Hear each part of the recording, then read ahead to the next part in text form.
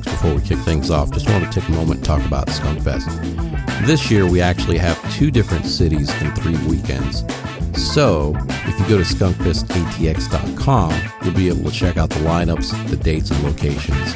First on the list is San Antonio, Texas, August 21st at Fitzgerald's. Then, right after that, August 26th and 27th at Come and Take It Live here in Austin, Texas. And then a second weekend here in Austin at Empire Control Room on September 5th. Like I mentioned, if you'd like some more information on the lineup, locations, go to skunkfestatx.com.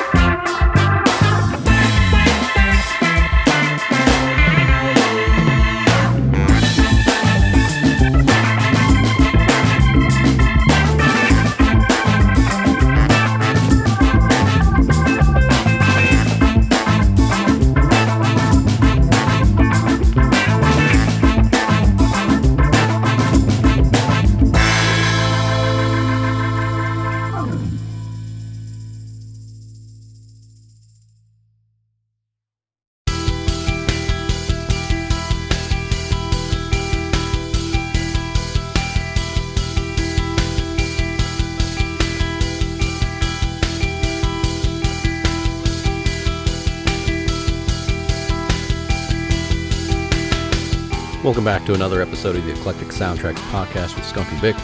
On today's podcast, we talk with Adrian Connor. You probably know her from her 20-plus years of music in the Austin area with bands such as Adrian and the Sickness. But did you know she also is the guitar player for an all-female AC/DC tribute band called Hell's Bells? Her solo work is consistent and prolific. In 2019, Adrian delivered a parody music video of Ozzy Osbourne's Bark at the Moon. 2020 actually gave her the time to release an EP called Hiss Kiss Hiss, dabbling in mixing electronic music with guitar rock. Since 2016, she's produced 12 of her own music videos for her various musical projects.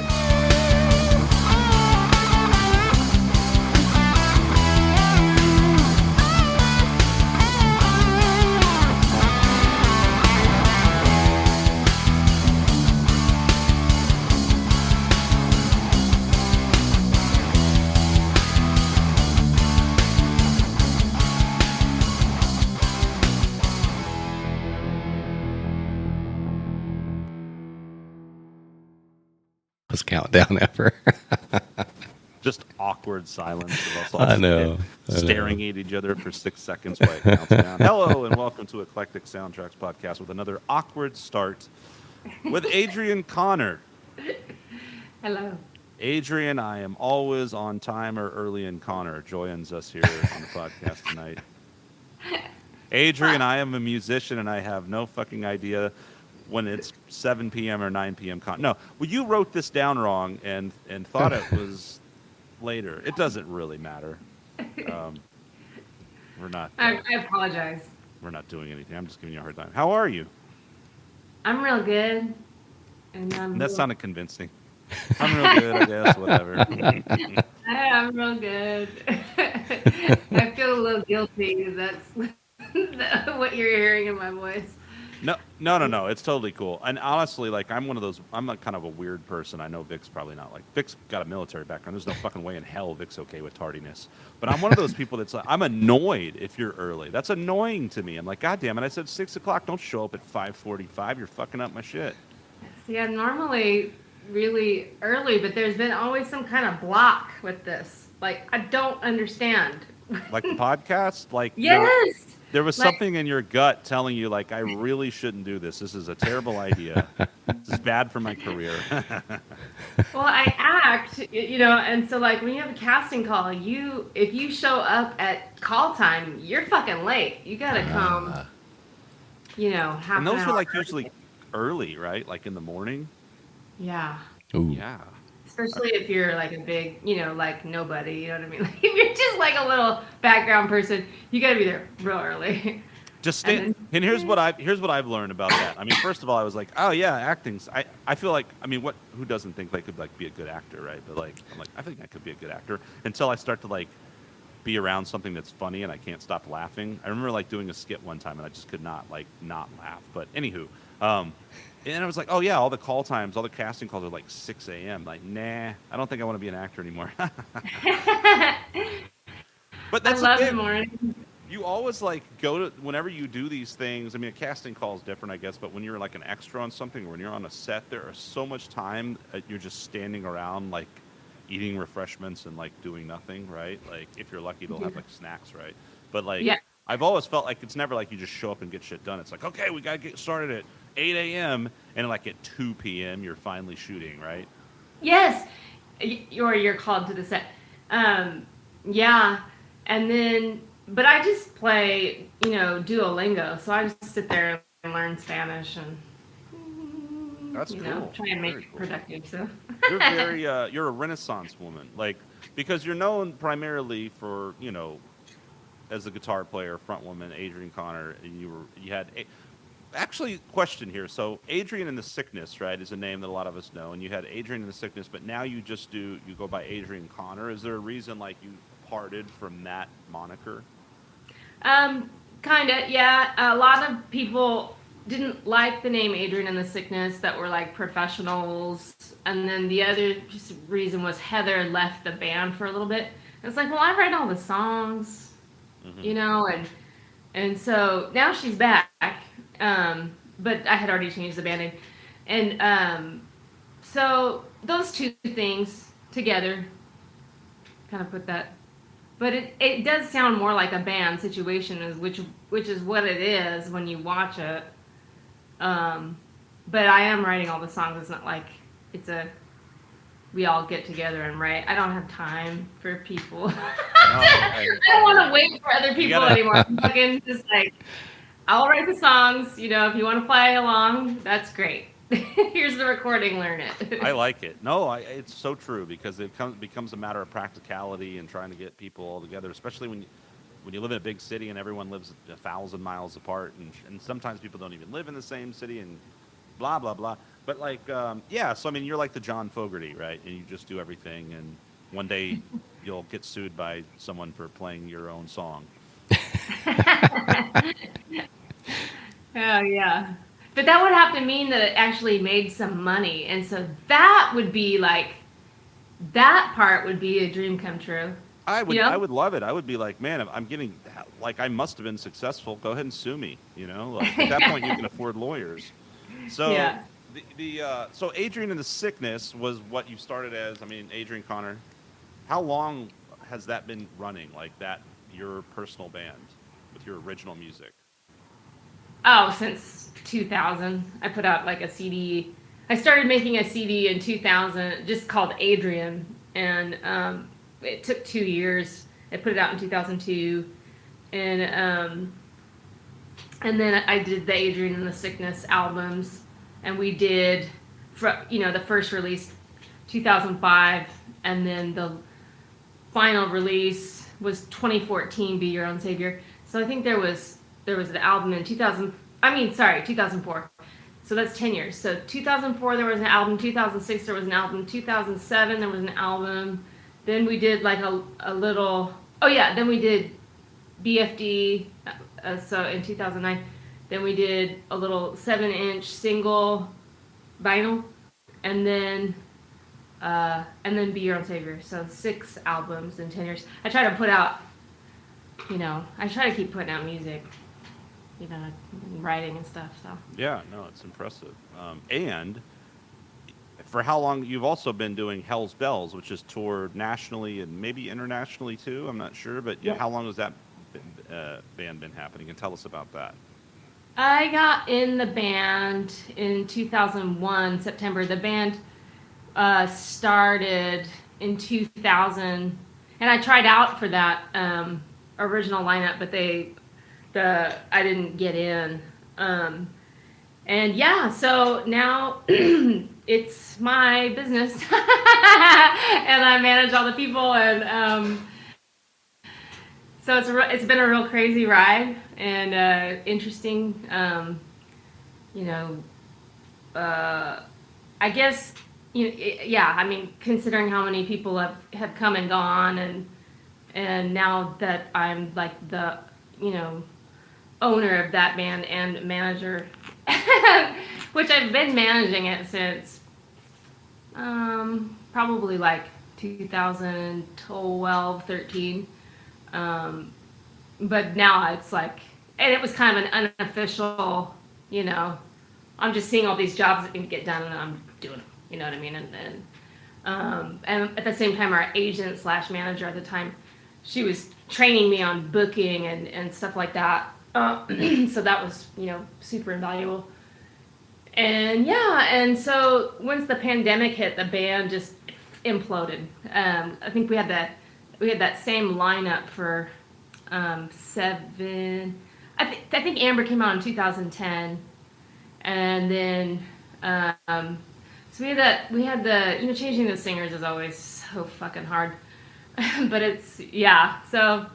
The band imploded, and I just took the time for the pandemic to retool it, and I mean, it's amazing, but I found a good combo of women, and so we're still playing. It's fucking awesome.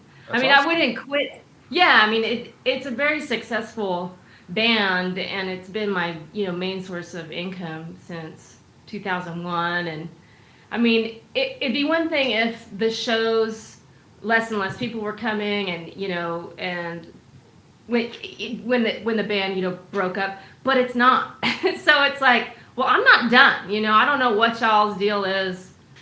If but I'm not done doing this. This is really fun. And well, I mean, and you're an iconic member of that band, playing the Angus role, of AC/DC. It's like that's. So it's not like, not to say that you couldn't be like the drummer or the Malcolm Young of it and not run the whole show, but it is kind of like you're kind of like as much a face as a singer of that particular band for that reason. It's so iconic, right? But so that band, wasn't that originally in Seattle, or was that where it was originally, and all the girls? So are these women now from Austin or spread all about, or what's the story there? Spread all about, and the story, we actually have been spread all about since since 2002. I moved here, and that completely changed the way we did business. Are you from Seattle? Were you there originally, or what? Yeah, I'm from Seattle area. Cool.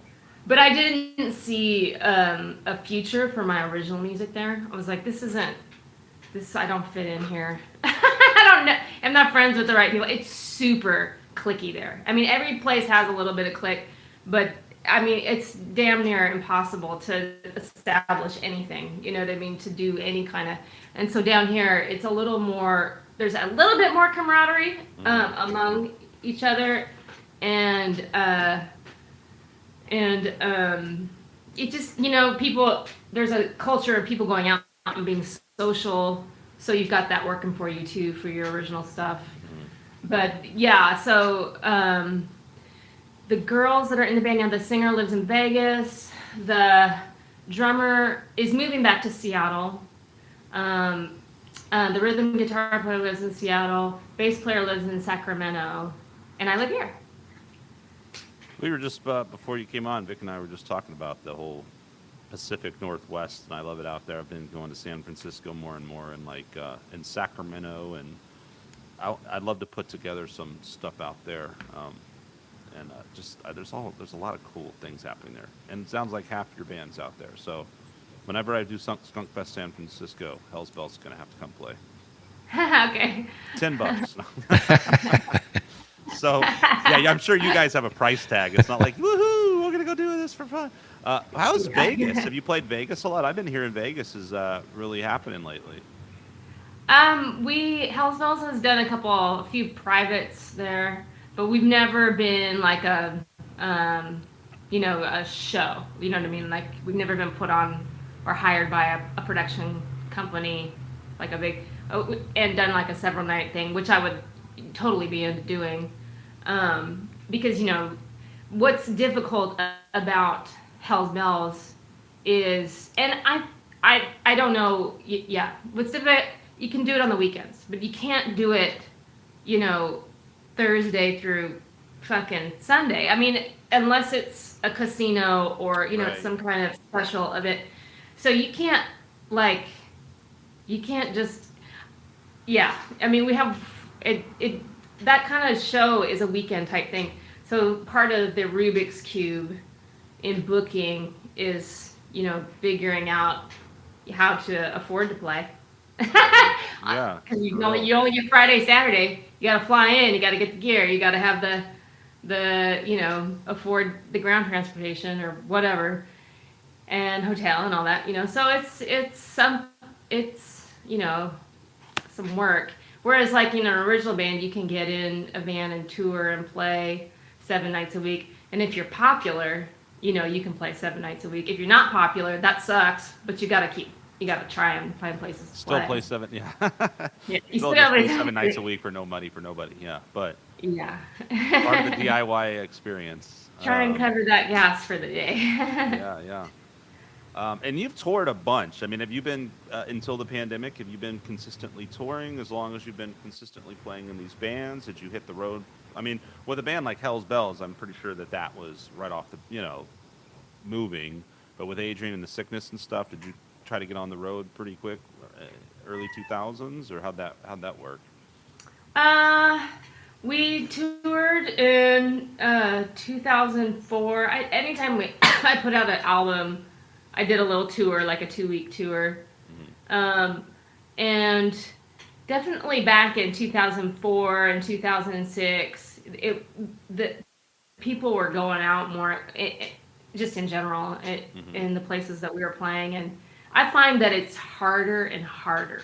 Like, it is really difficult to... Like, I did that 2014 tour with Be Your Own Savior. That was fucking tragic. I mean, we went to the East. I tried to do the East, which I don't have, like, a lot of juice over there. And, I mean, I think there was one gig that had people at it. And every other one was like, nobody's here. This is, like, a waste of my fucking time. Wow. Yeah. And then we did the West Coast, and that went a lot better because that's kind of where I go. But still, like, we got one badass show where we got to open for Brody Dolly in front of a sold-out crowd. And that was great, you know what I mean? And I sold merch, and people liked it. The thing about that needs to happen. For you to build, like, an audience and build a career of, like, touring in the U.S., you need a show like that every fucking night of the week. It's like, you can't, you know what I mean? So it's, real difficult. I guess you just really got to ask yourself, what am I doing and why am I doing this? And like, I really loved that the pandemic brought around this whole tipping culture and the performing, because I would much rather play here in front of 10 people than get in my fucking car and drive hundreds of miles. That's a good point. All day long to play to 10 people. Shit. Yeah. What a great point. About, and I mean, when you're a musician, like people, I think you gotta. For me, it's like I don't want to sound like I'm all like crotchety and jaded, but it's a practical thing. You're going like, no, like from a practical. I would love to just go play all over the place and have a good old grand old time, but it doesn't make sense, like you said, when you're doing a tour like that and you get like one show on the tour that's worth your while in terms of monetarily, so if you can't do that and make money and especially not lose, at least, break even for crying out loud, it's like, what's the point? Like you said, when you can sit here and literally play for the same amount of people. And it's funny, like, because you say that and you're like, golly, only 10 people are watching, but you're right. It's like, but 10 people are watching and maybe they'll tip me and I didn't have to leave my house, spend time, spend money, and do all these things to drive to frickin' some other city to play for 10 people. Yeah. It's a The really only good drawback is, the only drawback is when you go out and play, you do sell more, of your CDs and your T-shirts, because the whole reason why people are buying those things, they don't really want your CD. They just want to come and talk to you. That's the whole reason that you even make CDs anymore, and that's the whole reason I even anybody would even do it, right? And because when you play shows, there's that kind of magical in the moment nostalgia, and people want a souvenir or whatever, and they're excited and everyone's in the moment, and you can have those nights when you do really great with merch sales, where you're right, no one's going to be like, oh, I just loved your live stream and I'm going to go buy your CD right now. I mean, maybe. Yeah. Highly, very rare case, right, where you could sell more CDs in one show for 20 people, right, than you would for a live streaming for 6 months. So you're right about that. I think the impulse merch stuff is a big percentage of where money is and can be, even for a DIY band like that, and it's not something you get from a live stream. And the interaction of a crowd, and you're a great performer, so it's like you doing all the things that you do in a live setting is just awesome to watch. And I'm pretty sure you're probably not rolling around on your floor, in your live stream. I mean, maybe, I don't know. No, in fact, I just stood up last night for like the first time. I was like, I'm gonna stand up tonight, and like the whole time. Usually I sit and I'll stand up for like a minute and play and get closer to the camera and sit down. But last night I stood the whole time, and that was all right. I mean, after I got done, I was like, ow, my feet hurt. Oh, I was so jacked up. Like, I played the first show I had for over a year in early April, and it was like, man, I got off stage, I had a headache. I was just, my voice, I mean, I was like, wow. Like, it's one thing to like just go in the studio and do some vocals or to sing acoustically, but it's been so long since I've done a full-blown rock show, 45 minutes or whatever, and I was just like, oh, fuck, I am out of shape, man. Yeah. It's a different thing for sure. Well, I'm hoping, too, that, I mean, I say this on like every podcast, but who knows? I mean, because you're right, it's a different world. And now from the pandemic, it's been forced even more to that. We've become even more comfortable with communicating with each other like this, not in a personal setting. The musicians doing live streams, which is great. All the YouTube and all the different things that people can watch things on where you don't have to go out, right? And some people don't want to go out. But hopefully, like, when things are getting back to normal, which they are, and people start playing again, we can only hope, right, that a lot of these people that are, and so, all of us and so many people that are like, I miss live music so much, and oh my gosh, and that they'll take things for granted. Well, hopefully people will start coming back out in big numbers and like really want to support. I don't know if that'll happen or not, but it's a nice thought to think, like maybe we'll get a little window of some some special moments at shows. I don't know. We got to play the Dead Horse out in San Angelo in the end of March, and people came out. I was like, oh my God, people are here. It's 2006 again. It feels great. Yeah, it was cool. And granted, we're like, how many years ago? Yeah, like 10 or 15 years older. And that, like, some people are coming, they're like, I used to come see you when I was a little kid. And yeah. It's like, oh, yeah. But yeah, that kind of hacked me off. I kind of, at the beginning of the pandemic, when, everybody suddenly is like, oh, no live music. Oh, I miss live music. Here, and I'm speaking about Austin because, I'm lucky enough to where I get to go and play gigs and make money and come home, and then I'll go out during the week. And so some of my favorite nights of the week to go out and watch bands and drink is like Tuesday, Wednesday. Mm-hmm. And usually not Thursday because I have to fly. But so, I'm going out, and seeing bands and stuff pretty regularly before the pandemic in 2019. And I just, watch all these buildings go up around the clubs that I like to go to, like, the Saxon, 1-to-1, Continental, and Seaboys, and you go and you see most of the bands that play there are world-class musicians. I mean, they're, it's not like they're not good at all, And I just, when people were like, oh no, live music, and we can't go see live music. It's like, none of y'all were going to see live music before the pandemic. So what the fuck? I mean, you had your fucking chance to support us. So and fucking you didn't. True. Yeah, so true. I had to curse. It made me mad. Yeah, it's true. Like, it's exactly. And so it makes me wonder if, like, put your money where your mouth. And now we know certain people that they're, God bless them. They come to show. They love it, and they really put their money where their mouth is, and they show up at shows and they support, and they're great. And as musicians, like, they're just like, you're so great. But, like, yeah, so many people, oh man, this sucks, and then it's like, hey, here we are, a year and a half later, big show. Oh, sorry, bro. When was it? I didn't have any gas money or whatever, right? It's just like, fuck you, man. Yeah. No, and I would go out, I just see these clubs, and I'm out, and I'm like, the same amount of people are in this club that was like when I first moved here, and yet there's like the population is like, I know, yeah, exploded, and it's just like why. I just don't understand how. I wish live music was just more important to people in general, and part of like especially the people that are moving here. Like I wish that was something that was more essential to their social lives than it is. So. That was the thing. I mean, I feel like there was a window in time, right, of like, from. I mean, I guess you had things prior in the Roaring 20s and the whatever, and then. But it seems like once the 50s came and rock and roll started happening, and in the 60s, and that changed everything. In the 70s and 80s, and it seemed like all through those decades into the 90s, right? Like that was the thing. Like you went and saw concerts, and you had bands, and you went to the record store, and you bought albums, and it was just like this magical, amazing, cool thing. And then the internet happened, and over the last 25 years, it's kind of just diminished and seemingly just continues to diminish. Like it, and that's the thing. It's like, yeah, people still go to shows. They still go to shows to see the bands they've been listening to for 30 years. Of course, everyone's going to go see Metallica. Yeah. But I feel like as an up and coming band, it's even when I see like young bands that kick ass, it's just like it's got to be harder. And I mean, it's kind of weird because on the one hand, you got all this social media stuff, and you can put yourself out there in so many ways, and everybody can self-release, and you don't need label, and you don't need all this.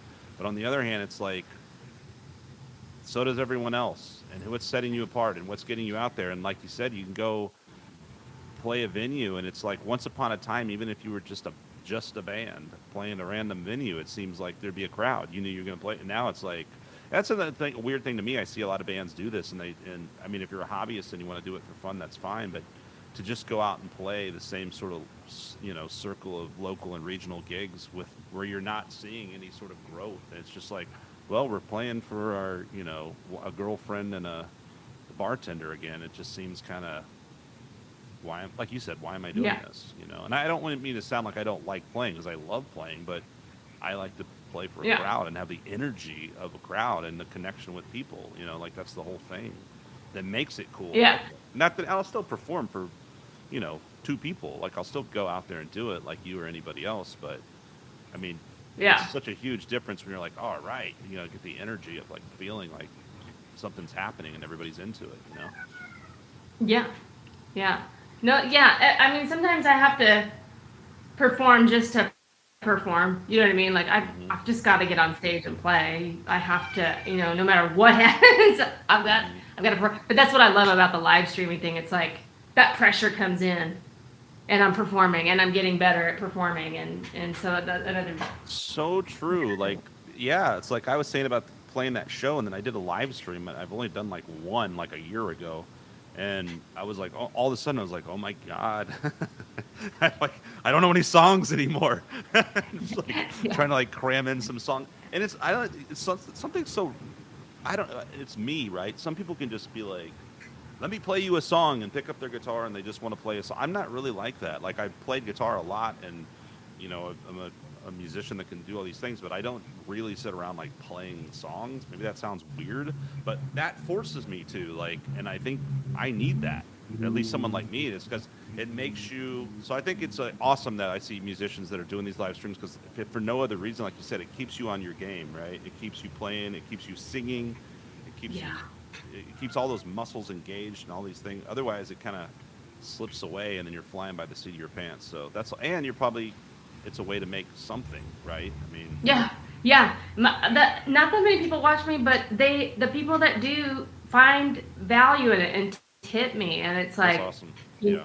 helping me pay my bills and keeping the music going, keep me writing. There's no way, had I not been making my living with Hell's Bells, there's no way I could have put out as many albums as I put out. I think I put out like 13 or something.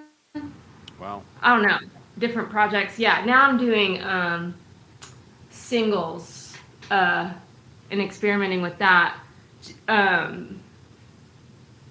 So I released a single just this last April because it was very with the times, you know what I mean? It was with the social justice, racial justice, and I teamed up with Sonia Javette and did that. And I felt like we got to get this out because this is a conversation that's happening right now. Right. So, but I have another one that's ready to go. I just need to I want to make a visual aspect for it, like a video. I was looking at that on your website, and you've done self-produced a lot of your videos, or all of your videos, at least in recent years, right? Are you like that with the albums too? Are you working in other studios? Do you have a home studio? How does that work? I mean, I just record here. The only thing, I hire a drummer. This guy, his name's Chris Stromquist. He's fucking so good, and he gets my thing, and I send my song ideas, and he makes it. He does what he's supposed to do. And so he has his home studio, and so he'll send me the the stems of his set, and then I'll go in and edit, and then I pretty much build everything here at my house. I have to contend with that traffic out there, so I have this little room in here, and I bought you have to try and make sure there's not like a lot of traffic outside, and then so I'll do my vocals in this like thing with a storage blanket to kind of muffle the sound. That does okay. Yeah, and I just record everything here. It's just so much easier now I went to school for sound, and I don't need to. Yeah, I don't need to spend $45, $70, whatever dollars an hour to go work at a studio. But I do recommend that for the drums. Like, you cannot fuck around if you're playing rock and roll. The drums are the one thing you really want a room and a drummer and the whole big thing for sure. Yeah, you want to pay for that. That's important. But everything else you can do at your house. Yeah, nowadays especially. Well, are you doing and do you still do like true amp? You strike me as more of with the Gibson Marshall thing, the AC/DC thing. Do you still do like microphone on a cabinet, or do you go digital plug stuff, or no, you still track that way? I do usually 3 inputs. I'll do one direct with this atomic amplifier box, and then I'll close mic and room mic the Marshall.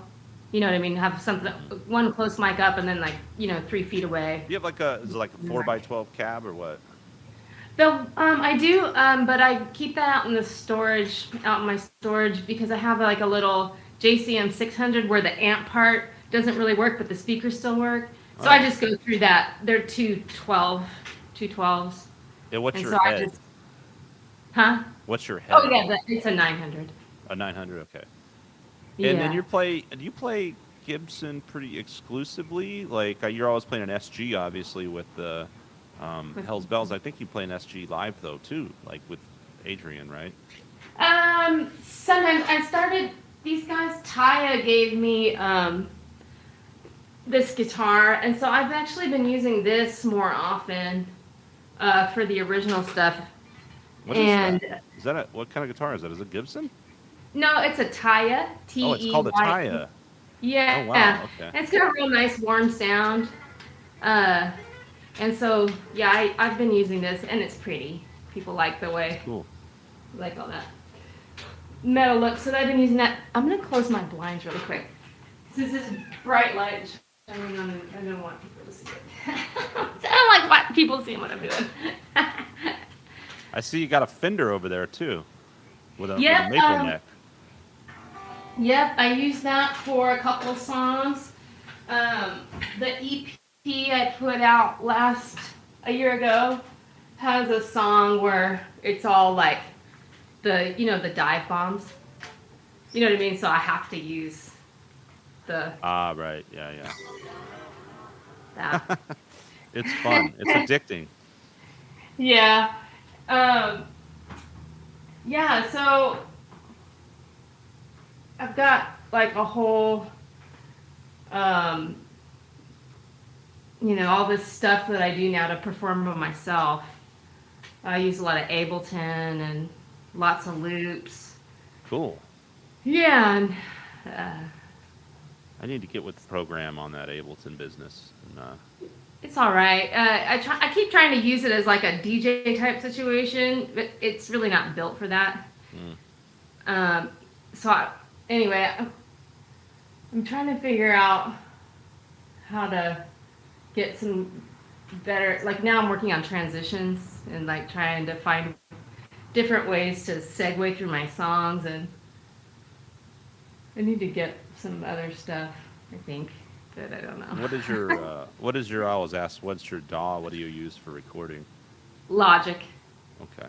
And then I'll grab sounds from Ableton and because Ableton is fun to pitch stuff and slow stuff down or speed it up and it's real easy to, I mean, you can do the same stuff with Logic. It's just easier in Ableton.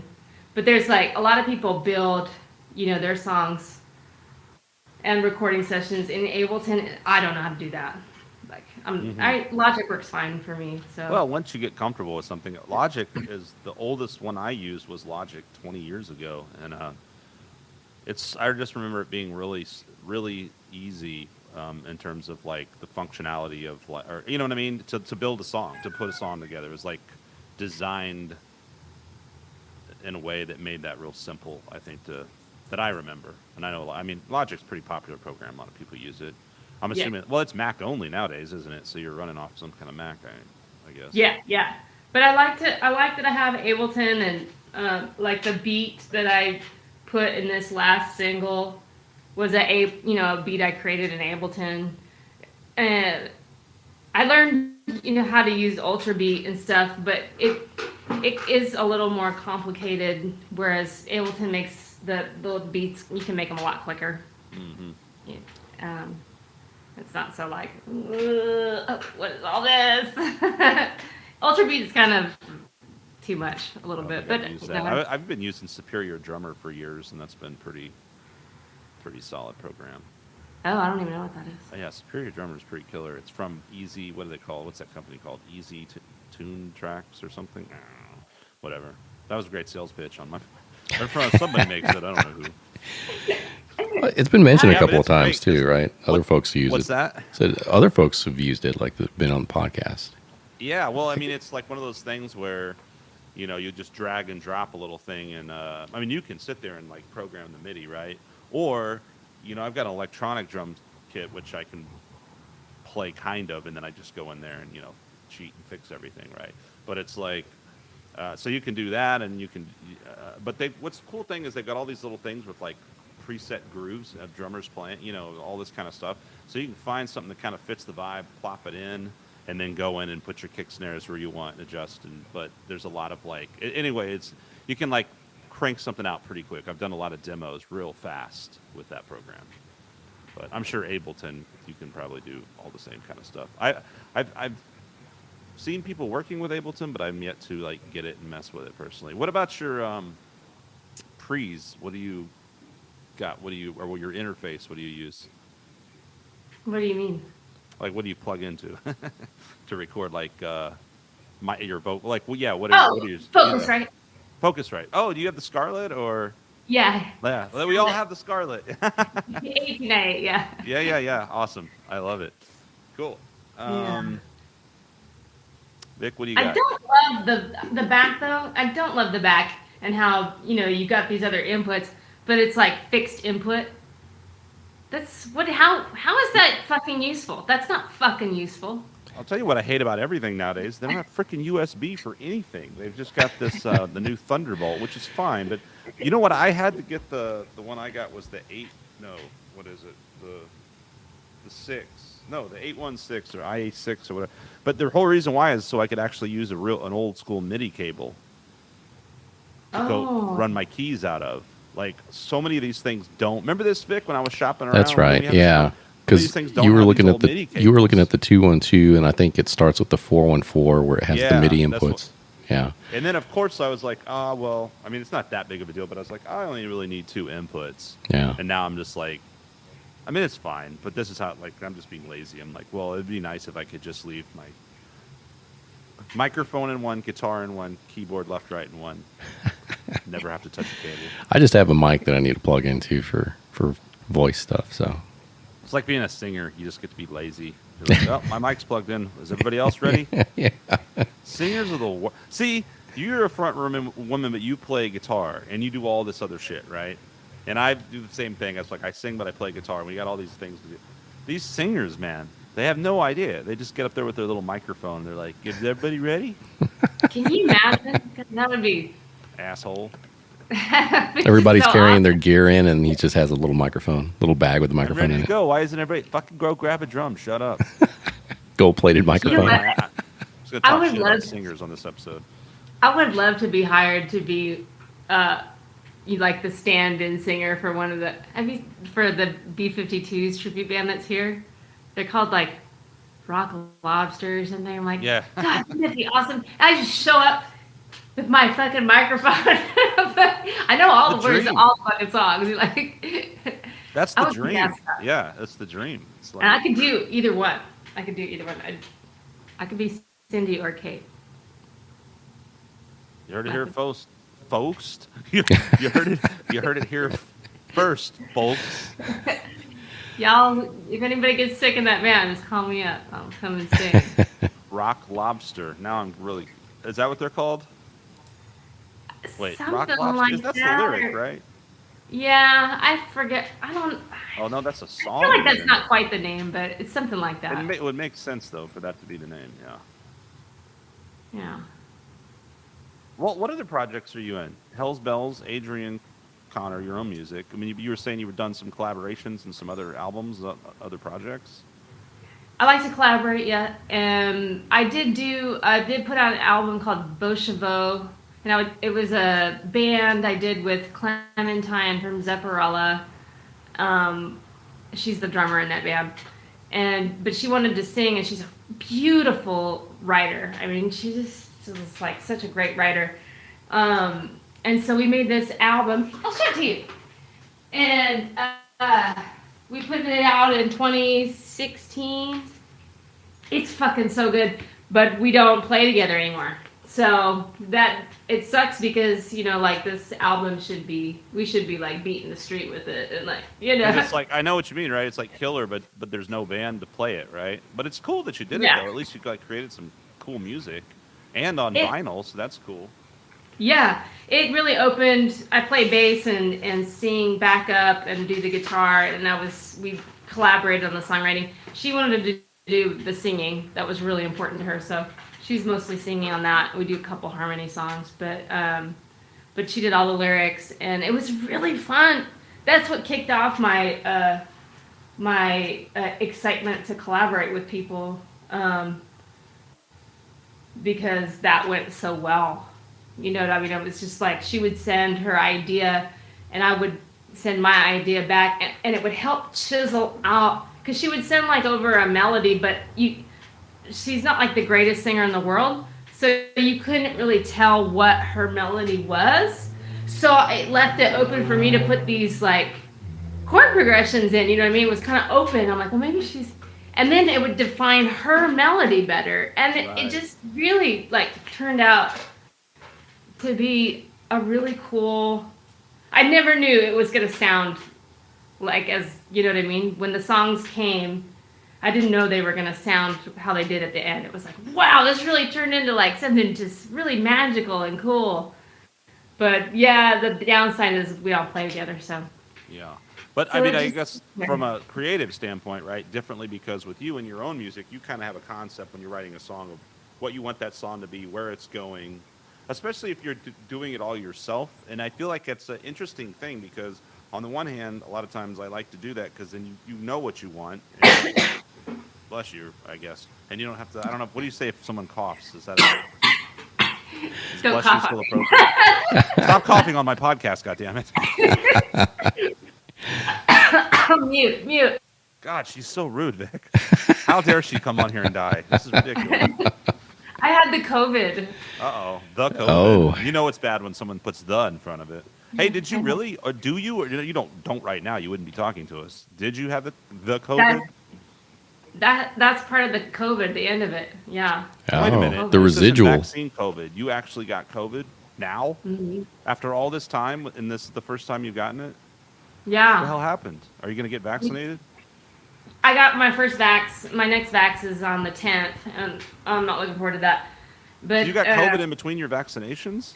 Yeah. Wow. Well, I think I had it before I got the vaccination. Like, I think I got it in Alaska because Hells Bells went and we played Alaska. And it was a fucking free-for-all. I mean, there was no... You know what I mean? Alaska don't give a fuck. But nobody else got it. And, but yeah, and I just came home that Sunday. They opened up those Karen's COVID, whatever appointments, and I grabbed one. And so I went on Monday, and I guess, and then, you know, like I had the vaccine reaction for 48 hours, and then it turned into COVID. Right. So coming off the first vaccine, did you get the residuals of that? Did you feel lousy from that? And then it just, no? You didn't have any issues? No, yeah, no, it was terrible. Yeah, yeah. no, I had fever, and that fever never ended until, like last week. So yeah, it was really difficult. I felt like I just was like, I don't think this doesn't feel like it's ever gonna end. Like the fever just would not. Wow. You know, now that I think about it, I think I saw that you had a post that had said something like, sorry, but can't do a live stream tonight or something. But I didn't realize, I guess maybe that was COVID related, huh? Well, according to the contact tracer, that was the vaccine reaction. So it was still like 48 hours after the vaccine.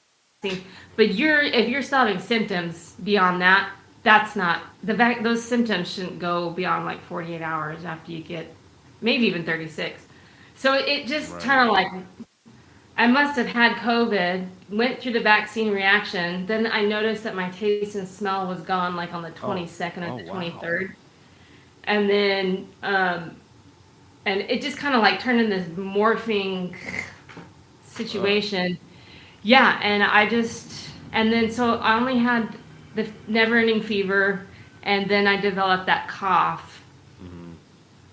And that's nagging, lingering dry cough. Is that what it is? It's productive, and there's sometimes there's like I had to go to sometimes there's red in it, not anymore, but which would be blood, but not anymore. But anyway, yeah, it sucked and it was terrible, and it's a good thing I'm healthy because yeah, it's scary because I mean you know a lot of people are 30, 40, whatever. You're like, can happen, you know. So. Well, glad to hear you're feeling better. What was the, did you get Moderna or Pfizer? Pfizer. No. Vic, you're still unvaccinated, right? No, I've got both. You did? Yeah. Holy shit. What'd you get? Pfizer. Oh.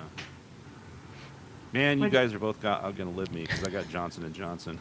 You got blood clots forming right now. Yeah, weird shit's happening in my body as we speak. What? Isn't that the best one to get? Is it? Who told you that? I don't pulled know. it off. They pulled it off the market briefly, or I think it's back now. But because there was a few deaths, I think some deaths, very, very, very small percentage when you compare how many people actually dying from the virus, but like from blood clots. But I think it was only in women at a particular age range or something. But it fucked me up though. Damn, it was not pleasant at all. Like. For 48 hours? No, the night of it hit, like I got it in the day, and then the night of it just like I woke up just I could barely move, muscle tightness everywhere, sweating, fever, just fatigue, jacked up. That happened on my second shot. Next day, I was super fatigued, fever all day, and then by that night I started coming around. I think we actually had a podcast that night, the second night, Vic, and I was just kind of like wiped out, but still able to function. But that first, because I got it on a Wednesday and it kicks my ass. But you had the same thing, Vic? Like it, So I got me and my brother went at the same time, right? So we both got our first doses and we felt fine. No reactions or anything, just a sore arm. And then we had the second one on the 19th, so a few weeks ago. And nothing happened to my brother, but like me, I kind of got a little my body started to ache a little bit, like a few hours afterwards. I just kind of felt, just dragging ass, but I just figured that was just work. Oh, didn't you go do jujitsu or something? I did, yeah, and I felt great. Yeah, I went to class, did a like an hour and a half session, and the only freaky thing is that my feet were really cold, but I felt great afterwards, and I was like, oh man, I got this beat. Went home, went to bed. I'm a badass. And then, that night I got, like muscle aches and chills. And then, Tuesday, I just kind of stayed in bed and watched Ozark, and just couldn't really, I was just tired, but I couldn't sleep. And then by Tuesday night, I was feeling better. Wednesday, I still took it easy. Like I didn't go to class that day, but then I went Friday and I made it up, so I took a couple extra classes, but yeah, that was it for me. But that was on the second shot. First shot wasn't shit. So, which is weird, right? Because and that seems to be the case for most people. But I've also met a few people who got their first shot and it got checked. So it just seems different. Yeah. One of the guys at the gym. You got fucked from shot 1 all the way to shot 2. Not laughing at you. I'm laughing with you, but I'm not. That's she hasn't got shot 2 yet, right? Just the first one. Two. Okay. I don't listen very well. Correct. Yeah, but, I mean, everybody in my family got the second shot, and like headaches mostly. I was the only one that kind of got sick. My sister-in-law got a little sick, but I've had more headaches lately than I have in a long time, and it makes me allergies are messing with me now. But maybe that's it. So yeah.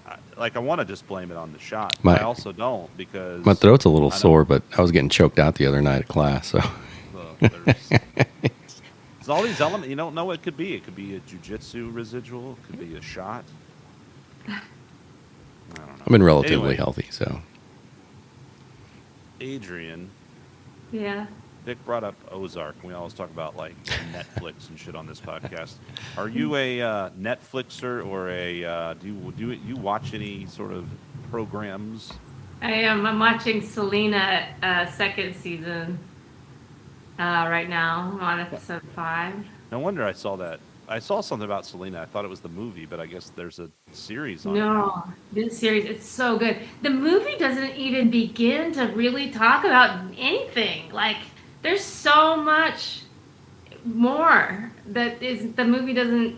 I haven't seen the movie in years, but I don't remember this much detail. It really glossed over like all kinds of stuff.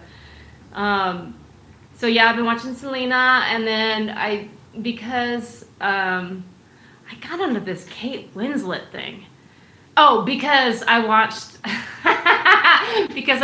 Ammonite. She's not playing Selena, is she? Really hot lesbian, like fucking period piece movie.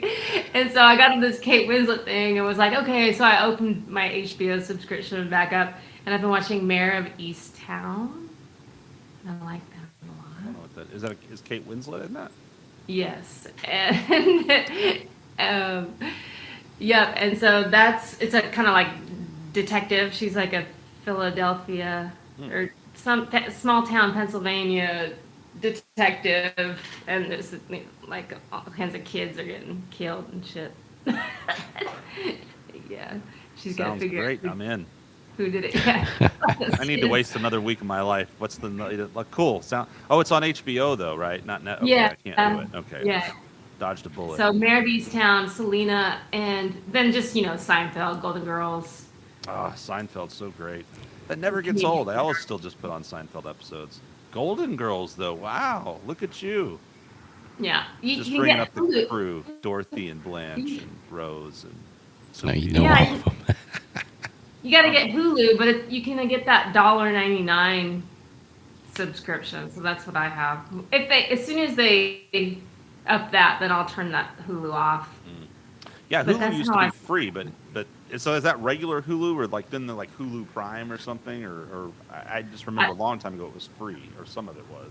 it's not free anymore, but they do have that $1.99 subscription, so that's great because I really don't have the energy to take on new stuff. I I think mean, I'm that's only for taking most of us. Mayor of Yeah. Easttown on because I got turned on by the Kate Winslet sex scene in Ammonite, and I was like, oh, I have to watch Kate Winslet now. Like, all Wait, the what's that time. movie called? You said Kate Winslet's sex scene, and suddenly I'm paying attention. Yeah, You know, Ammonite.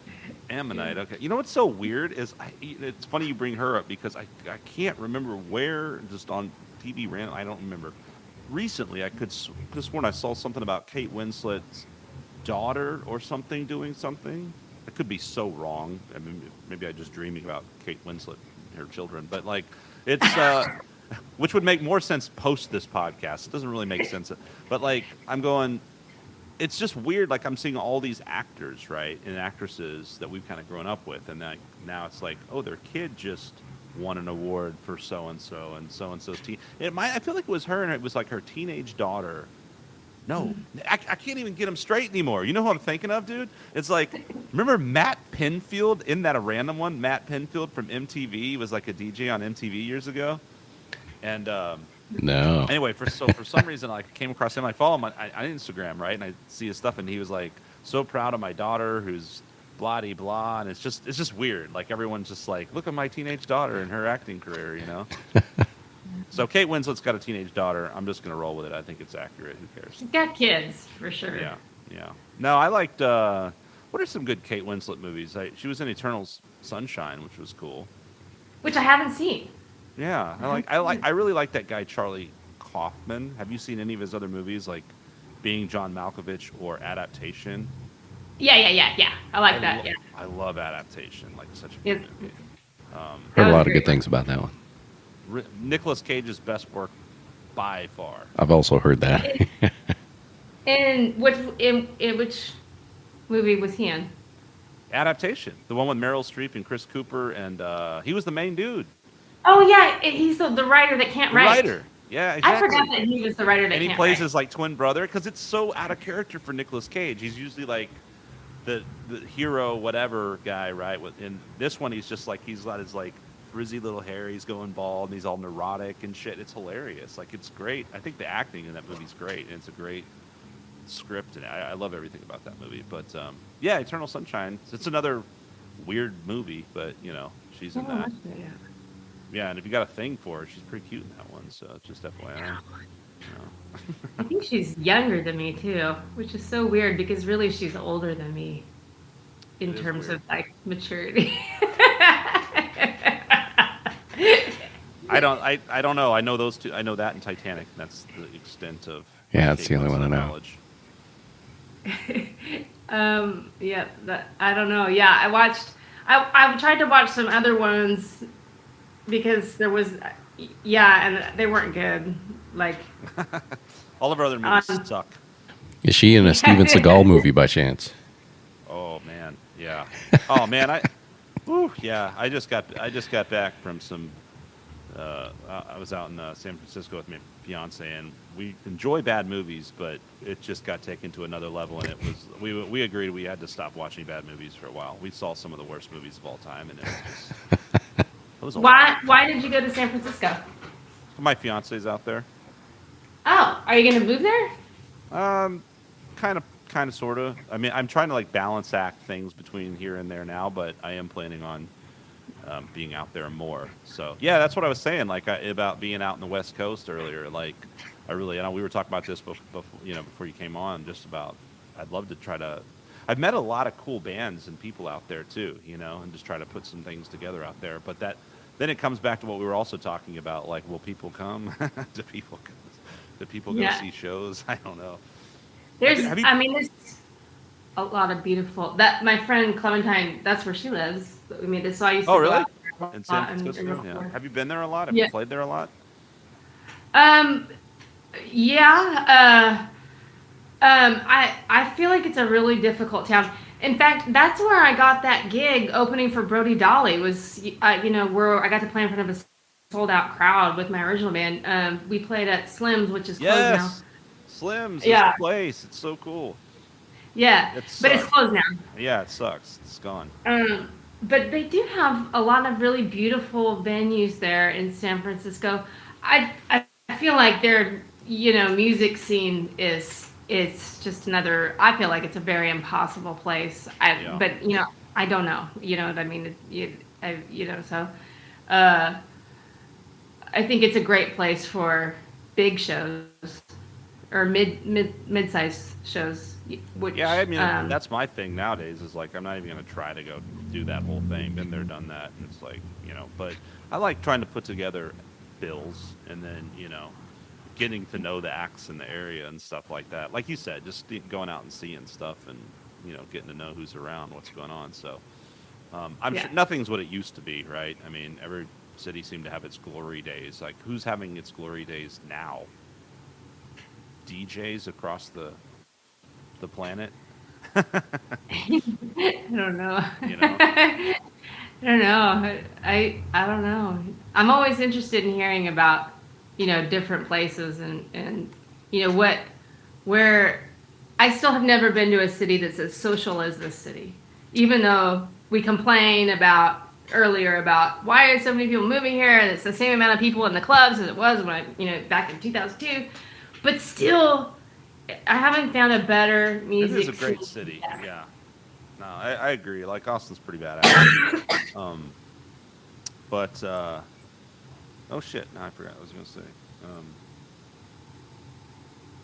Oh, I know what it was. I like to ask people that have toured, like, what are some of your bringing up Slims, right? Like, what are some venues that you played across the country that were some of your favorites, iconic places, or just really cool, great experiences? For Hell's Bells, we used to play this place in Santa Cruz called fuck. It's really big. You really love that place, I see. It's unforgettable. It's an old bowling alley. But they have a big stage. What is it? Catalyst. We used to play the Catalyst. Sort of like contact someone in Santa Cruz. Or just go to Santa Cruz and be like, yeah, I heard there's like really cool place near a bowling alley here. Can you tell me like where that venue is? Anyway, it's called the Catalyst. It used to be old. Catalyst. Yeah, and then so Washington, Seattle, the original Showbox. I don't know if it's there anymore. The one in the Market. That's a beautiful venue. It's the perfect size. It's not too big. It's not when you too say small. In the Market, like with the pier and all that. Yeah, like Pike. What is that called? Pike's. Pike Place Market. Pike Place. Yeah. Wow. Cool. Yep. There's that. Let's see. Oh no.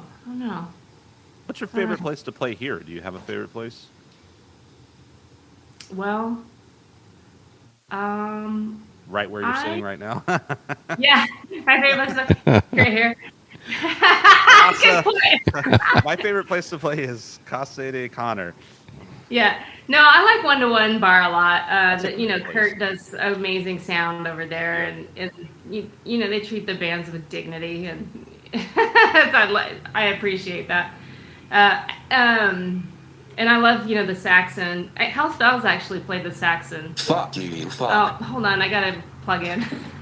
Can you hear that? I heard something. I was like, what is that? It sounded profane. My computer's cussing me out. I really like the Saxon too because Richard does the sound real good. Well, it's so iconic and cool. I've seen so many amazing bands there, and it's just so intimate, and it's really great to see like world-class musicians play on that stage. It's awesome. Yeah.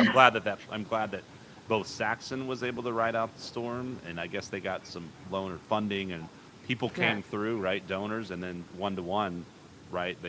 Someone else bought it, but Greg is still involved and all that, so that's great. Yeah.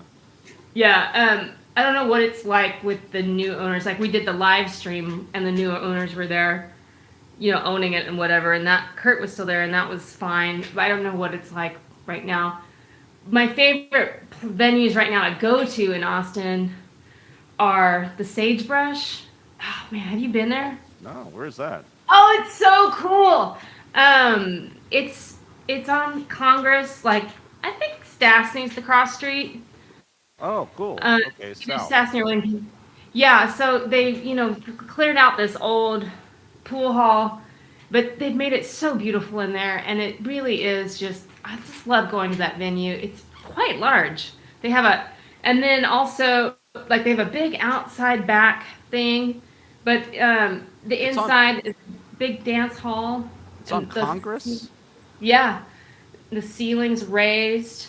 So when you walk in the bar, there's the bar, and then it's wood floor, and the ceiling's tight. But once you head towards the stage, then it opens up. They cleared out the roof, so it's an open roof where you see the beams and stuff. And the way that they did the sides of the bar, I mean the sides of the walls and stuff, it's like a sunset, a desert sunset. Oh wow. And so it's real pretty. And so I love going to that venue. And also, I really love the Far Out Lounge, which is just further down on Congress. That is a badass venue. I feel like I've been It's hearing that great. name a lot, but I haven't been there. So where's that? Like It's so further good. south? Yep, further south, and it's cross street. It's past Slaughter. I mean, Oh, you know what I mean. geez. It's Yeah. I think you Okay. even you exit right before. I think it's before Slaughter. But anyway, that also is a really fun venue, and that's pretty much an outdoor venue with a covered stage, and they just have a bunch of trailers. The bar is just like a trailer. Trailers. Oh, like Yeah. wait, like food trailers or like? Food trailers and store type vendors. But it's like a big. But there's a big outdoor stage there. Yeah, and it's covered, and they have like a cover. But there's even like the backyard is huge beyond that. And it's a really Oh. neat. Yeah, it's just right Like- behind the that HEB, that big HEB there, just a little north of that. Which is all the way down in. Wait, are you talking about all the way down to Buda, basically? No, Slaughter and Congress. There's an HEB there. There's a Walmart. Slaughter and down there. 35, yeah. Like on the other side of Slaughter, north side. Oh, is it on the east or the West. No, but it's on Congress. You said South Yeah. Congress, yeah. Yeah, it's brand new. So, brand new. Yeah. Interesting. There used to be a place, or maybe it's still there, called. I think it was called. Not Red's, but like Red Porch or Red's Door. No, so I'm not that place that's not that restaurant place that closed down, but there was something down in that area. It used to be something else. I played like a biker rally there like 15 years ago or something, but like there was. I wonder if one of these venues turned into that. Not this one, I guess. But what was the other one you said? Sagebrush. I wonder if that's what that used to be, possibly. But That place used to be. They have pictures of it still, and the guy that owned it, and it was like an old rundown pool hall. oh, you said it was a pool hall, right? Yeah, and like lots of prostitution and drugs, and like they like gutted it. What a and- shame. No. Yeah. So anyway, those Somewhere two there's venues- somebody like, oh, the good old days in South Congress. No drugs and prostitution down here anymore. It just ain't the same as good old Austin. When I moved here, there was still prostitutes on South Congress, right at Woodward and Congress. Damn. So I used to live there. I mean, when did you move here? Oh, too. Wow. So, yeah, I moved here in 2004. And then I lived, let's see. Where'd you think I come lived- from? I'd rather not say. Pittsburgh? Seattle? I wish I was from Seattle. No, I was born in San Antonio. And then Oh. I lived in College Station, and then I moved around a little, back to San Antonio. Went to LA for a minute, and then came back. And so, anyway, on that, I was at basically at Congress and William Cannon, and my fucking car got broken into like twice. And someone tried to break into my apartment. Like, it was just a shitty area to live, man. Yeah. Oh, yeah. My Rottweiler. Dude, you remember Hoyce? Vic? Yeah, yep. He was badass, man. I had this old dog that would not get up for anything. Like, even if a cat was outside, he'd be like, "Roof, whatever." But like, someone had been jacking with our like sliding door on this apartment one time, and I came home, and he was like, he had moved like the futon and he was all aggressive, like barking and knocking like shit over, and I was like, hell yeah, dude, like that's because he's like the sweetest like rot shepherd you would ever meet, but I'm sure when he poked his head out, like whoever was jacking with my door was like, oh shit. That was Hoyce's big glory moment, saving the day. But yeah, I'm sorry you're like dying over there, and we're just like making you talk. It's probably not the ideal time for a podcast. It comes and goes. The cough, I don't know. But it changed my taste buds, the COVID. Yeah, what's up with that? Because you said we had a guy on here a couple weeks or whatever ago, and he still has not recovered sense of smell, and he got COVID like a year ago. Like, so what's going on with your smell and taste buds? I smell that. Okay, so there's that. But everything tastes salty. Too salty. And cereal tastes good, but salty cereal. Salty cereal tastes like doesn't taste salty. Normal. But like, anything that I order, from a restaurant, it's gross. It's too salty. Yeah, too salty is like. I mean, I like soy sauce on like everything. Not everything, but I like that salty sodium flavor. I wonder if my taste buds got affected to where they actually thought things were more salty. Like maybe I would eat less salt. I don't know. I went to COVID, but I'm just saying. Yeah, like I went to Chipotle and tried to get a burrito, and I couldn't eat it because it was too salty.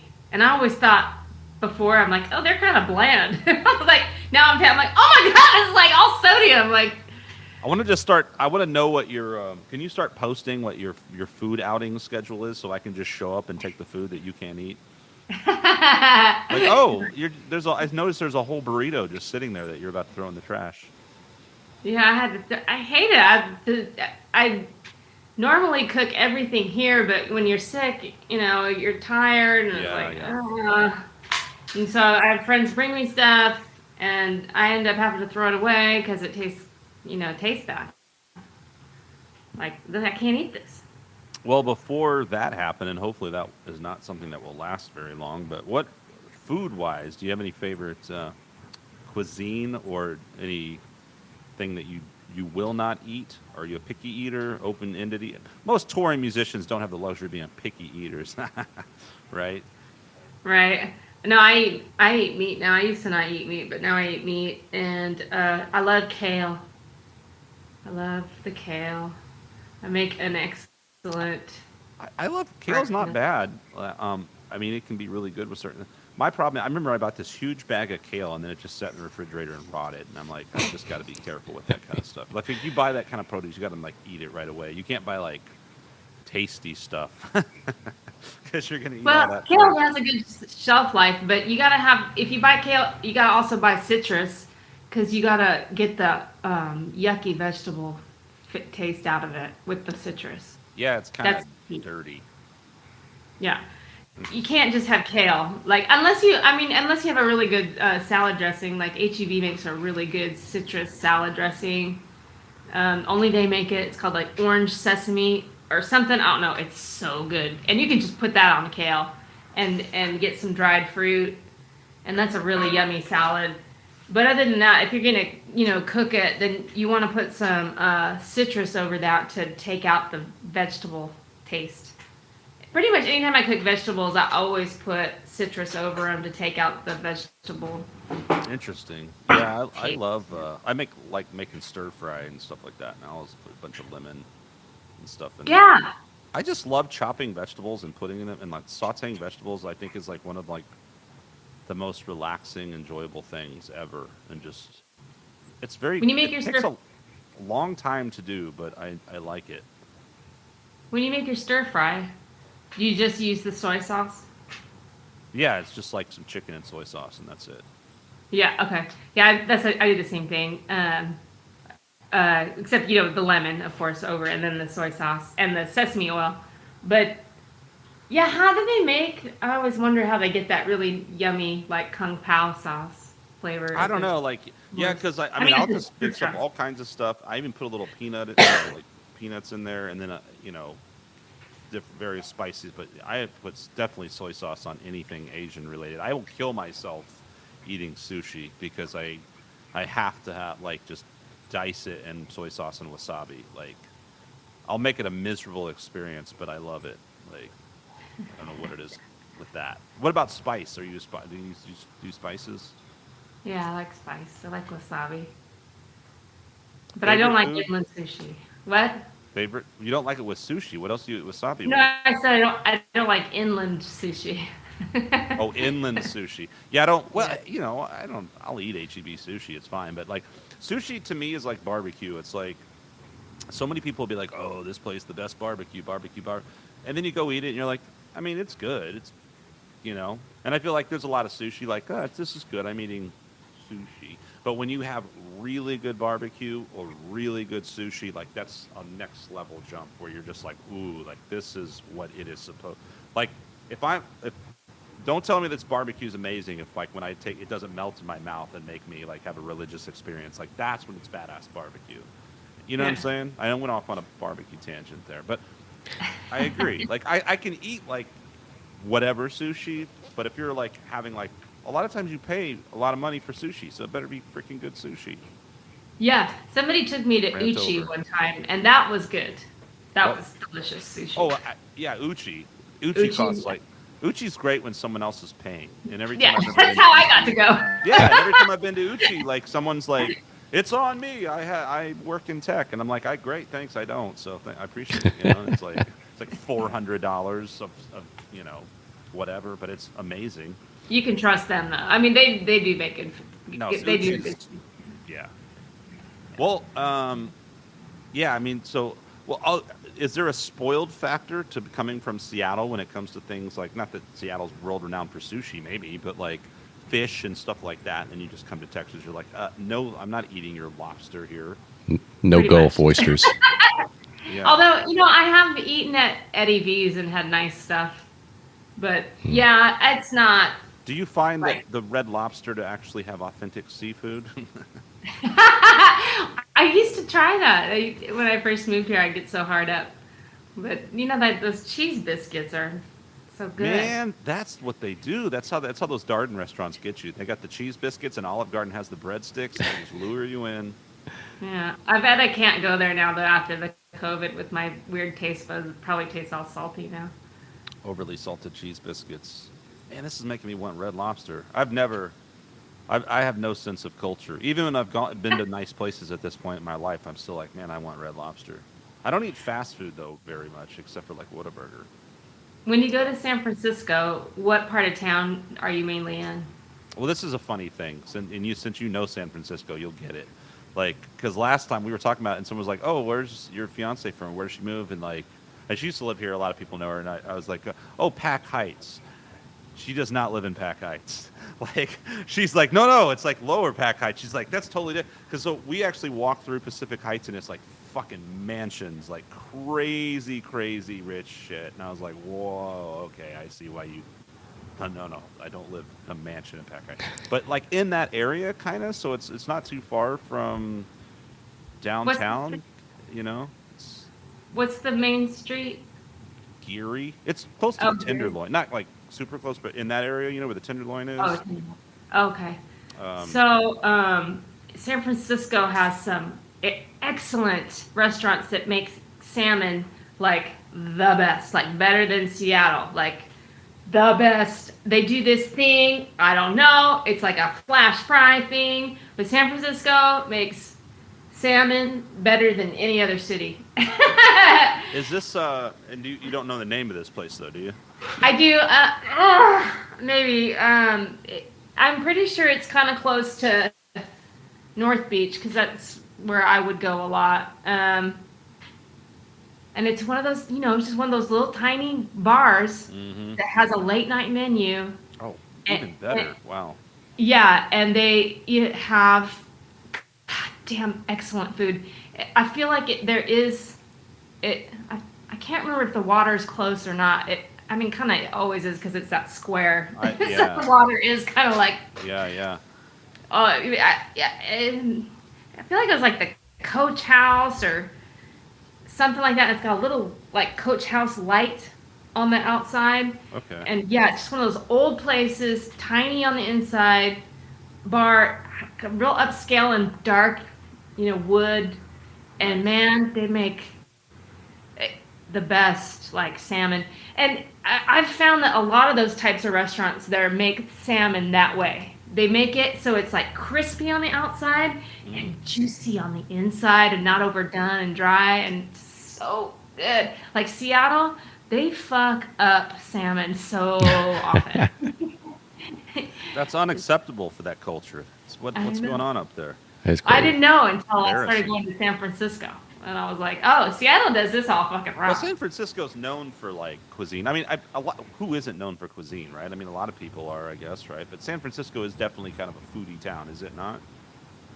I think so. Vic? I think so. I think a lot of people think it is because the thing that really is there is the produce is so incredibly fresh. And so I think a lot of people get confused about the quality of food there. I just had fried chicken out there that would blow your fucking mind. I couldn't believe better it. Than Lucy's? Huh? Better than Lucy's? Here? Yeah. I don't know Lucy. I mean, I know. I should go try Lucy's fried chicken now. Adrian's like, how dare you, sir? How dare you call yourself an Austinite? No, I will because I'm like on a fried chicken kick right now. They had these things. So there was fried chicken, mac and cheese, biscuits and beignets, right? And they had a beignet that they had different flavors, but that one of them was a crawfish beignet. Wow, just wow. I'm not really a crawfish guy either. I don't really like picking up mud bugs, ocean roaches, and like eating their innards. Like the whole crawfish boil. Whenever someone does that, like I'm all about like the sausage and corn and potato. All the other things are delicious. Yeah, same here. Crawfish is not my thing, but man, this beignet was incredible. I don't know the name of the place. I'm like Adrian, but like it's it's really, really good. So yeah, if we're ever out in San Francisco at the same time, we can tell each other up all the great restaurants we should go to, but we don't remember what they're called. I just pasted a restaurant link in the chat, but that's the one I would go to whenever in San Francisco. In San Francisco, yeah. It's like one of those little bitty restaurants in North Beach, right? It's kind of like a little fishmonger market type, but really small on the inside. Old Italian, seafood restaurant. Nice. Excellent. Where is this chat at? On the right-hand side. Upper right. Upper right. Oh, I see. There was something covering it. Sotomare. Okay, Yeah, I ate it. But you said that's right on the coast, Vic, or where is that? Yeah, it's in North Beach. I think I've been to this one. The scallops and prawns are excellent. Yeah, I went to a place that we had like an octopus. No. Oh no, I didn't know. No, it was like I know what it was. It was Cipino. It was a Sicilian place, and they had like the octopus ink pasta sauce. Oh yeah, I've seen that. It's pretty interesting. Yeah. And this has made me think of something. Oh, are you a Korean barbecue fan? God, I love Korean barbecue. Vic, if we end up figuring out how to, we want to like go to we have this like really ambitious idea of like going to a NAMM show with the podcast, and like somehow that's logistically that makes no sense, and here's why. First of all, what are we going to do? Walk up to like famous people and be like, can we do an interview right now? Okay, that's already far-fetched, but maybe we could get some interviews. But then I started thinking about it. We couldn't possibly interview any NAMM show. It's too loud. It's way too loud. Have you ever been to a NAMM show? It's like like 90,000 people playing instruments at the same time. It's like one big guitar center, right? The worst is when like you go in through the drum section. Everyone's just drums and every brand and company and cymbals. But the worst is the horns. Like when you get in that where all the brass and you're just walking through and there's like just surrounded like all these people with freaking saxophones. I would imagine all the guitar players are playing "Crash Into You" by Dave Matthews. trying to mac on. That's a perverse thought. Dude. I know. Fortunately, that has not been my NAMM show experience. It's like a big Guitar Center. Everybody's trying to mac on girls over there. No, playing. No, because these guys can actually play. I think these are actually legit. I love going up in the piano room and you've got these, insane, beautiful pianos, and then I play like 3 notes and then hear someone else play, Chopin, and I stop and just go, wow, these people are really good. No, it's pretty cool, but I don't know what made me think of that. I don't know how I jumped from food to there. Yeah, Korean barbecue to NAMM. Okay. That's what it was, because now thank you, Vic, because if you ever go out there, anybody who goes to LA with me, like, you will be forced to eat Korean barbecue, because that has just become a tradition. It's amazing and delicious. You will smell horrible when you're done, but it's so worth it. Because, you order all these different things, and they just all these different sides, and they just bring out the meat and just kind of cook it right there. It's just... There's a place in San Francisco, a Korean barbecue restaurant that I've been to, and I can't remember the name of the restaurant. I remember the bar. Par for the course. That it was across the street from, but anyway, bowling alley. Yeah, there's a bowling alley. At one time I thought about moving there for work, but I just couldn't do it. It's too expensive. But anyway, I was like, man, I'm gonna miss Texas barbecue, and some dude that lived there was like, whoa, we got barbecue here. I'm like, dude, no. Oh, no. I got to say, when it comes to things like barbecue, like, there's probably one really good barbecue place in San Francisco. I had my mind blown last couple of years ago when we did an East Coast tour at the Invincible Czars and stopped at a place in Alabama, like near Mobile, Alabama. Fairview, I think, was some of the best barbecue I've ever had. Like, I was just like, holy shit. So it can be anywhere, right? Like, but... yeah, you don't go to San Francisco going like, I really want good barbecue or I really want Mexican food. Like, I ate Mexican food one Mexican food place, and it was atrocious. I've had Mexican food in Alabama, in Birmingham. That doesn't sound like it'd be particularly wonderful either. Actually, it wasn't bad. It's like pretty hard to fuck up It's Mexican weird. food. That's one reason I love it. I don't know. Well, I have to disagree there. Well, are we talking Tex-Mex or are we talking authentic? Because everyone's going to screw up authentic. Tex-Mex, though. No, you can screw up Tex-Mex. How do you screw up Tex-Mex? By not being Mexican. I'm not Mexican. I feel like I could do good Tex-Mex. I mean, I say that. I haven't tried it, but I feel pretty confident I could do good with it. I don't know, man. I've been to some... Look at Adrian's yawn. It's just like, that is the biggest yawn. Right? Like, this is the most boring conversation ever, and she's like basically saying, I really want to get off your fucking podcast right now. Thanks, guys. I know a whole bunch of places in San Francisco that none of us know the names of. This was productive. I keep forgetting what I'm going to say. Lucky for you. So, I think. Hey, remember though, we did say like we were going to try to make this short, and we've already gone an hour and a half. But for our standards, this is actually pretty short.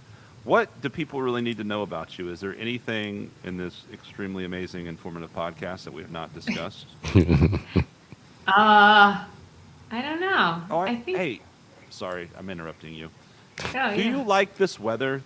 When I love look, I'm gonna rant, not too much, but I'm gonna rant. When I was in San Francisco, all we did was talk shit about Austin because it's so beautiful. I love cool, cold. I hate really hot weather, first of all. And so we're out there, and it's like beautiful. And then I come back to Austin, the flight lands, and I had to like check my guitar, and so it's like, and then. For some reason, something was late, and this lady was like real apologetic, like, "Oh, I'm gonna run down here and get it." And so it was me and these 2 girls just like standing in the terminal, right? And I was like, "Oh, are y'all from here or San Francisco?" Like, "Oh, we're from here." And I was like, "Oh," and then you already know how hot it is or whatever. And like, I guess I made it sound derogatory. And they were just like, "We love it." And I was just like, "Go away."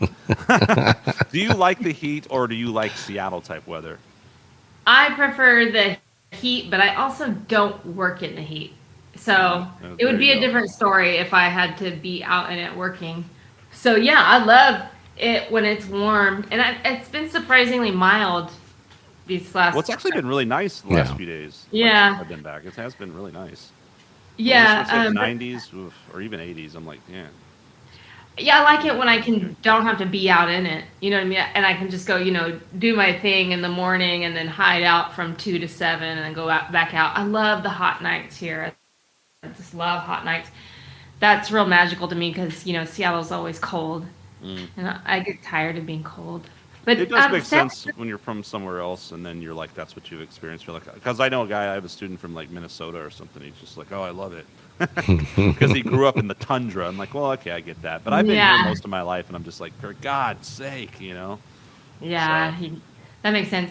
But San Francisco has interesting weather where it's like warm in the morning, and then at 5 o'clock it gets fucking cold because the fog rolls in, and then the nighttime it's pretty much cold. But yeah, the morning is warm from like 9 to Is it? yeah, Vic, pretty is that much your like experience? 9 to yep. Yeah. Like the morning warm, and then 5 o'clock, 4:30, it's fucking cold. Yeah. And like July I remember fucking that. sucks in San Francisco. Well, it's not a summer. Like, what the fuck? I thought this was summer. It's fucking cold here. What the I think that's why I like it, because I've had these summers my whole life, and I'm like, get me away for just one summer. Yeah, like their July fucking blows. I don't like their July. It's like, this is fucked. But their September's hot. September's hot everywhere, right? It's just an awful month. We should just get rid of September. Nobody likes No, you, it's cold. September. Yeah. But Okay. yeah.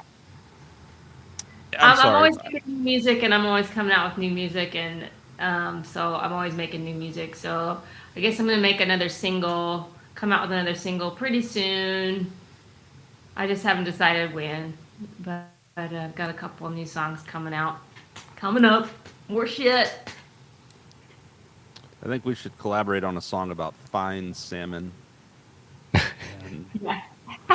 cold summer nights. I had salmon and cold summer nights. There you go. All I right, just cool. gave you the title for your next single. You're welcome. Thanks. People are going to be like, what the fuck is this, Adrian? Where'd this come from? Cool. So now, .com, adrianconnor.com. It's got all your social media links, all your stuff, all the happenings. And the live stream thing, is that consistent that you do that? Do you have a set time weekly or something that you do that? What's the deal with that? I'm gonna keep my Wednesdays at 9. I'll keep that going. I might, and then if I do anything else, it'll be like Fridays at 7:30, sometimes with the band. But I'm gonna consistently do Wednesdays at 9. I'm gonna keep that going. Cool. And Central anything time. coming up, like actual shows in venues? Are you starting to book and do that kind of stuff a little bit? I'm playing a strange gig May 29th. We're downtown Austin Alliance or downtown Austin Alliance. They hire musicians to play like a couple hours, family friendly. So you're pretty much busking. And that's on 2nd Avenue. So that's guaranteed money. So I'm going to go and do that on the 29th. But it's a really awkward situation. I pretty much set up behind this like rock, and I just play, and I don't even like engage with people because it's not a stage situation. You know, it's like people are like shopping, they're doing whatever. Oh, you know what I mean?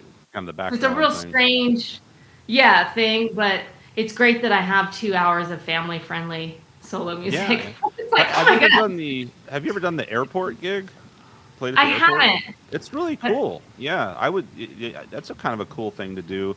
I had just done that before COVID happened, and then everything shut down. They're just kind of ramping back up. But I enjoyed that. I thought it was pretty cool, and they So pay pretty well. you were patient zero I that get spread it contact? around at the airport, right? That was me. What's that? How do I get the contact info for the guy over there? Shoot me a text and I'll send it over. Yeah, Okay, cool. this dude Michael, he's a cool guy.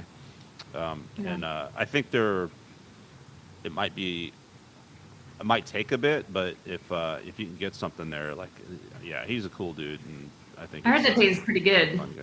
It does. It's yeah, and it's like you said, you just play your tunes. It's good practice. There's background people. Some people dig it and they'll tip, and that kind of thing. But yeah, I dig it. Cool. Well, I hope that we've been talking about. I've been wanting to get you on Skunk Fest, and it's a fucking shit show right now. I don't know. I think right after I did a live stream like a week ago, I was like, "All right, everybody, Skunk Fest is happening," and then like the next day, it was like, "Oh, we need to make some changes." So I'm still trying to figure out. What are your thoughts? Move it to on, the fucking Far Out Lounge, man. Hey, you know what? I just talked with Empire Control Room, and they don't have the date that I wanted available, the Saturday, which I think you're booked anyway. And then they were like, well, what about Sunday? But I'm like, I don't know if Sunday, would you do a Sunday? Would that even make sense at all? Well, see, at the Far Out Lounge, it could work on Sunday, could work because it's an outdoor thing. It's like an outdoor, it's so cool. And I'm going to go check that out. I'm going to roll over there and check that out. And yeah, because now that you're bringing up that's another thing is I'm just thinking of venues. I'm like, well, what venues do I even know? Like Empire Control Room popped in my head. I was like, oh, that would be great because 2 stages. I feel like that's a great festival type venue. Then I was like Stubbs, but if they have National playing outside, it's not really a good. Because I'm not just talking about a few bands, right? I'm like talking about it's a lot. 8-10 bands at least. And I was even playing on more. So what's that? Hit up Lawrence at Far Out Lounge. I've got his email. He never answers it. Big surprise! It's like the Scout Bar in Houston. Have you ever played that place? I love the Scout Bar. We played there. They loved us. We're like, oh man, can you play tomorrow night? We're like, oh wow, I don't think we can with no notice. And then I was like, well, this is great. And then like you can never get a hold of anybody after. It doesn't matter, Yeah, I mean, we'll trade contact info and then we can touch base and be like, yeah, I never heard back either. I bet that Lawrence would be interested in that because it's already a setup thing. Yeah. You know what I mean? It's not like he has to fucking put a bunch of bands to try to get. I bring the whole thing. Like you don't have to do anything. You're just providing the venue, So yeah. I may need to do that. I'm looking around and trying to think about what will actually work for this, and I don't want to move the weekend since I've already got 2 nights booked to come and take it live. Thursday, Friday. So I may even do something like a Saturday and a Sunday if I can, and just split all these different bands that I have between those because they're more rock, blues, rock, family. It's not like a bunch of metal stuff. So I think it would work in that type of an environment. So yeah, thanks. We'll touch base and share contacts here after all this, and that would be cool. I definitely want to go check that place out. Well, I think this was quite a productive podcast. Good. Thank you for coming on, Adrian. Awesome. Thanks for putting up with my bullshit. Yeah, get your shit together. Jeez. You're like Seattle salmon. Come on, man. Do better. Seattle salmon. You should up your game to San Francisco salmon, damn it. So we did this last podcast, I think, and of course I had just ranted. It was all this big serious conversation, but then I was talking about Jerry Springer being the devil and all that, and then I was like, "Hey, Vic, leave us with your final thought." And then Vic just dropped this like deep. It was awesome. So Vic, I kind of want to do it again. Again? Give us a final thought. Adrian Connor, everybody, it's been great talking to you. And now all the pressure is on Vic to say something genius. Genius. Oh my gosh, man. Oh, that was easy last week. I mean, we're just kind of in the moment talking about stuff. Yeah, I see you up. Yeah. Live music, man. What are your thoughts on all this? What do you think is going to happen? I hope it comes back, and I hope people go out and watch it because, music's one of those things where if you're having a bad day, you go out, you have a couple of beers, take your mind off things, make some friends, enjoy a show. Life's good. That was deep. There you have it. Words of wisdom from Vic Ramos, Slam Skunk Manhattan, and the always lovely and always, and currently coughing Adrian Connor has been our guest tonight. Go get some rest, eat some extremely bland food that'll probably taste not bland, and we wish you well. I hope you feel better soon and everything gets back to normal. Thank you. Thanks for having me. Thanks for joining us, and everybody go check out Adrian Connor and her music, and we'll see you next time. Bye. Thanks. Laters. Pull